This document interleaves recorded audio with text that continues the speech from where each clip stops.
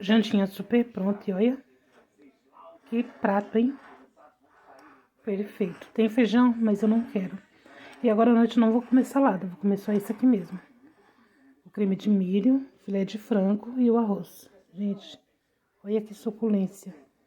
Olha que cremosidade. E esse frango, então, perfeito.